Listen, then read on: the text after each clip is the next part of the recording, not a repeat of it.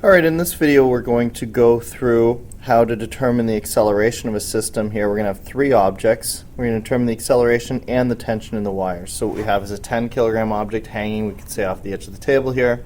5 kilogram object sitting on a tabletop with a coefficient of friction of 0.2. And another 5 kilogram object hanging off the other side of the table. So what we're going to do here is we're going to imagine this. Since these things are all tied together, their accelerations all have to be equal. So the acceleration for all objects is equal.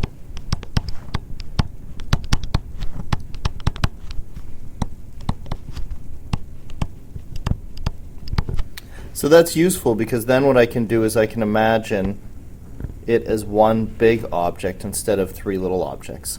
If it was one big object, instead of being 10, 5, and 5 kilograms, it would be the total of those 20 kilograms. So 10 plus 5 is 20. Now I can imagine, without paying too close attention to direction, that there are some forces that are going to encourage this system to move, and then there are some forces that are going to try and keep it from moving. So let's say the 10 kilogram object, force of gravity, this one right here, will be causing this system to move. So there'll be a force here, 10 times negative 9.8 newtons per kilogram, 10 kilograms, of negative 98 newtons trying to make this system move.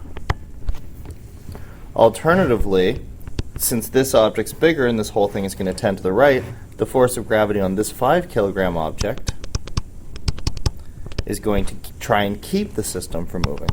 So it's a 5 kilogram object with a force of gravity of 9.8 newtons per kilogram. And so the force that's going to try and keep this system from moving is 49 newtons. Now I've put the force trying to make it move in this direction, so I'll put the force that's trying to keep it moving over here. And so that takes into account those two forces of gravity. The only other force in the system that's unbalanced and trying to affect the motion is the force of friction on this 5 kilogram object. To find the force of friction on this 5 kilogram object, we're going to first find the force of gravity. And since it's 5 kilograms just like this one was, we can just say that it's 49 newtons. We can use that to find the normal force. Those two, since this object isn't going to sink through the surface or jump off the surface, will be equal and opposite, so that's 49 newtons. And then we can use our friction formula. The force of friction is equal to the coefficient of friction times the normal force. Coefficient of friction in this case is 0.2 times the normal force of 49 newtons for 9.8 newtons.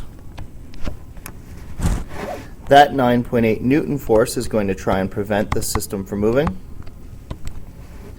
So, if I consider the total of those forces, 98 minus 49 minus 9.8, my net force acting to the left is equal to negative 98 newtons plus 49 newtons plus 9.8 newtons, and that totals to 39.2 newtons. So there's 39.2 newtons of unbalanced force trying to make this object move in the negative direction, because that's the direction I've declared as negative. So F net equals ma. And so the F net is 39.2 newtons, a mass of 20 kilograms, and our acceleration, dividing both sides by 20 kilograms, I get an acceleration for the entire system of 1.96 meters per second squared. With that in hand, I can now go and find the tension in those two wires. To find the tension in this wire, I'll call it T1, I'm going to focus in on just this part of the system. And then that tensile force will become an external force that's causing motion on that 10 kilogram object. The 10 kilogram object has a force of tension, a force of gravity, and an acceleration of 1.96. Now we have to do a little bit of careful because when I made up these directions up here, I wasn't too careful with which way was which, so I have to think about it looking at the system. This 10 kilogram object will be falling, and so this acceleration will be negative 1.96 meters per second squared. That'll lead to a net force, MA, of 10 kilograms times negative 1.96 meters per second squared, or a net force of negative 19.6 newtons. My force of gravity is going to be mass times g, or 10 times negative 9.8 newtons per kilogram, leading to a force of gravity of negative 98 newtons. So my net force is negative 19.6 newtons, and my force of gravity is negative 98 newtons. So the question is, what is my force of tension?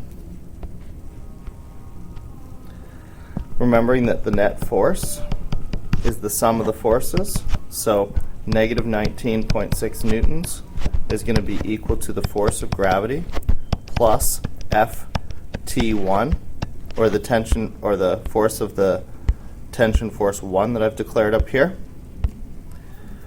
Then negative 19.6 newtons is equal to negative 98 newtons plus the force of tension. Solving for the force of tension,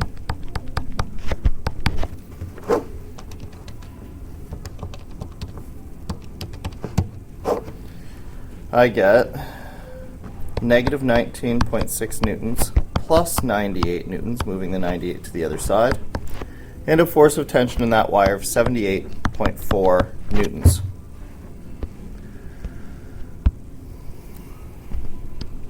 Now the 5 kilogram object.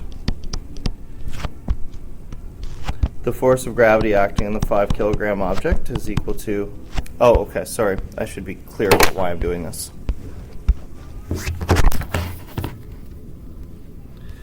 So that's this tensile force right here. Now I need to find this tensile force. And the way I'm going to do that now is I'm going to focus in on this 5 kilogram object. That way that tension force will become external to the system, and I can use the acceleration of the 5 kilogram object to determine that force of tension. So that 5 kilogram object has a force of tension that's going up. I'll call that Ft2, a force of gravity, mg. And again, going back up to the system, when I came up with this acceleration, I wasn't particularly careful with my sign, so I have to go back up to the original system to interpret the direction of the acceleration. That 5 kilogram object is going to get pulled up because the 10 kilogram object on the other side is larger. So as this system shifts to the left, the 5 kilogram object, as opposed to having a negative 1.96 acceleration, will have a positive, an acceleration of positive 1.96 meters per second squared. F net is equal to ma. So I have a 5 kilogram object that is accelerating up at 1.96 meters per second squared, leading me to a net force of 9.8 newtons. Now my force of gravity, mg here, 5 kilograms times 9.8 newtons per kilogram, down, it's going to be negative 49 newtons. And so now I can use my net force and my sum of my forces to come up with what the force of tension must be. The net force is equal to the force of tension plus the gravitational force. 9.8 newtons here. I don't know that, that's what I'm finding. Plus the negative 49 newtons. And in this case, the negative 49 newtons comes over to the other side and becomes positive 49 newtons, causing it to add with the 9.8. Not force of tension 2. And that will make a force of tension of 58.8 newtons. So that is my acceleration and my force of tension in each wire. I can do one more useful thing here. Specifically, I can check my answer to see if it's right. I've worked with this object, and I've worked with this object, and I've worked with the system as a whole, but I haven't worked with this object on its own yet. So if I take a look at that object on its own, and I take a look at those two tension forces, those two better lead to it having an acceleration of 1.96. And if that's the case, then I will have effectively checked my answer. So let's go now with that last 5 kilogram object. It has a force of gravity and a tension force. They're equal and opposite, and so we're going to ignore them. It has a force of tension from the first string, I believe is 78.4 newtons. A force of tension back from the other string, which is 58.8 newtons. And don't forget, because he was sitting on this tabletop up here, we had a force of friction as well. So don't forget that force of friction. And that force of friction is opposing the motion, so it will be going in this direction, 9.8 newtons. I'm going to call this my negative direction and treat those two as positives then. My net force will be the sum then, negative 78.4 newtons plus 58.8 newtons plus 9.8 newtons. And that's going to work out to be 9.8 newtons. That 9.8 newton net force is acting on the 5 kilograms.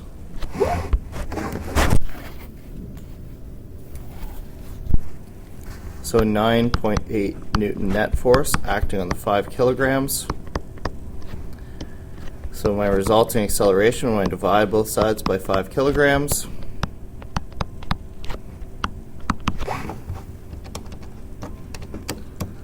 works out to be, thank goodness, 1.96 meters per second squared. So I treated the system as a whole, figured all the forces that were trying to make it move and all the ones that were resisting, found a net force and an acceleration. With that acceleration in hand, I took the system back apart.